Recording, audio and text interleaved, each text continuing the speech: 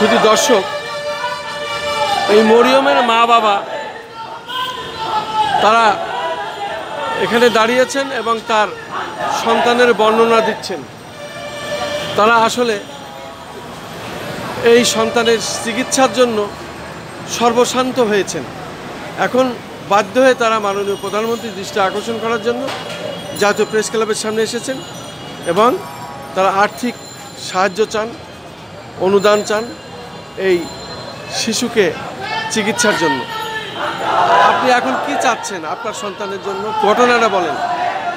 আমার মেয়ের যখন 6 মাস বয়স তখন হঠাৎ করে খিঁচুনি উঠে, খিঁচুনি থেকে অজ্ঞান হয়ে যায়। পরে আমরা ভাবছি মারা গেছে। তারপরে আমরা আইসিইউ মেডিকেলে নিয়ে যাই।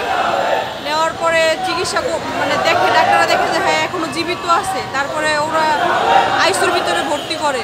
পরে 22 দিন ভর্তি আসছিল। তারপরে পরীক্ষা করে দেখে ছোটোখাটো একটা ব্রেন স্ট্রোক করছে। তারপরে প্যারালাইসিসের মতো হয়ে গেছিল। তারপরে আমার মেয়েটা অনেকটা অসুস্থ ছিল। তারপরে এই 6 মাস পরের থেকে আমরা এতদিন যতটুকু পারছি আমাদের দেশ গ্রামে পাড়া প্রতিবেশী আত্মীয় স্বজন যতটুকু পারছে সবাই আমার টুকটাক সাহায্য করছে। তা দিয়ে এই পর্যন্ত চিকিৎসা করছি। এখন আমার মেয়ের বয়স 9 বছর চলতেছে। একটা মানুষ তো আর বারে বারে আমাদেরকে সাহায্য করবে না। তারপরে আমরা প্রধানমন্ত্রীর কাছে দরখাস্তও দিচ্ছি অনেকবার, কিন্তু আমরা কোনোভাবে পাই নাই। দরখাস্ত দেওয়ার পরেও আমাদের তেমন জায়গা জমিও নাই, কিন্তু প্রধানমন্ত্রী আমাদেরকে একটা ঘর দিছে। এতে আল্লাহর কাছে লাখ লাখ শুকরিয়া, আমরা একটা ঘর পাইছি। কিন্তু এখন আমার মেয়ের বয়সটা বাইরে গেছে, 9 বছর চলতেছে। এখন ডাক্তাররা বলতেছে আপনার মেয়ের বয়স তো 9 বছর হয়ে গেছে, এখন আপনারা যেভাবে চিকিৎসা করেন এভাবে আমরা চিকিৎসা করতে চাচ্ছি না। পরে মেডিকেলে রাইখা তারপরে চিকিৎসা করতে বলে, কিন্তু আমাদের তো ওরকমভাবে সমর্থ নাই। আমরা তো মানুষের দ্বারে দ্বারে ঘুরতে ঘুরতে মানুষের কাছে যাইতে যাইতে অনেক ক্লান্ত হয়ে গেছি। এখন আমরা আর পারতেছি না। আপনারা কোন জেলা থেকে এসেছেন? কোথায় আপনাদের বাড়ি? আমাদের বাড়ি গাজীপুর কালীগঞ্জ। গাজীপুর কালীগঞ্জ থেকে এসেছেন? এই প্রথম এসেছেন? না, এর আগেও 3-4 দিন আসছি। আপনাদের ওখানে এমপিকে, মন্ত্রীকে বা চেয়ারম্যানকে তাদের সাথে যোগাযোগ করেননি? হ্যাঁ, যোগাযোগ করছি। আমাদের এখানে নতুন এমপি হয়েছে এবার আখতারুজ্জামান। ওনার কাছে আমরা এখনো যাই নাই, ওরকমভাবে সুযোগ পাই নাই। এর আগের বার গেছি, এর আগে চেয়ারম্যান মেম্বারের কাছে গেছি, উপজেলায় গেছি। ওইখান থেকে 5 থেকে 10,000 টাকা সাহায্য করে, এর বেশি করে না আমাদের। শুধু দর্শক শুনলেন একজন মা বাবার করুণ আকুতি। এই সন্তানের জন্য তারা সব কিছু হারিয়েছে। এখন পর্যন্ত তারা এই সন্তানকেই বুকে জড়িয়ে ধরে রেখেছে এবং এই সন্তানের জন্য তাদের সব কিছু। এই দুনিয়াতে তারা এই সন্তান ছাড়া আর কিছু চায় না।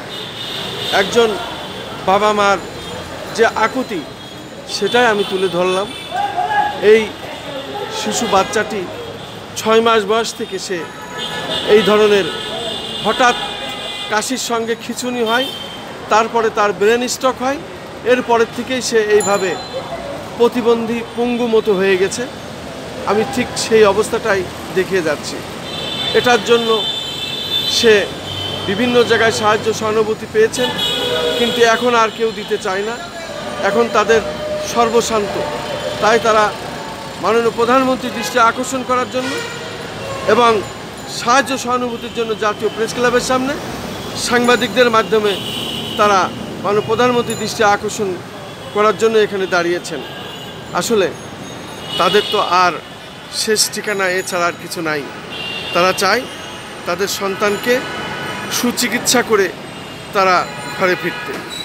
এই হলো তাদের আজকের আকুতি, এই বাবা মা দুজনের। আমি খন্দকার মাসুদুজ্জামান, তারা news, BD TNB, SSJR TV, তেরানা টিভি, কেজার টিভি, সেই সাথে তারা নিউজ BD.com-এর সম্পাদক ও প্রকাশক হিসাবে এই প্রতিবেদনটি আপনাদের সামনে তুলে ধরলাম।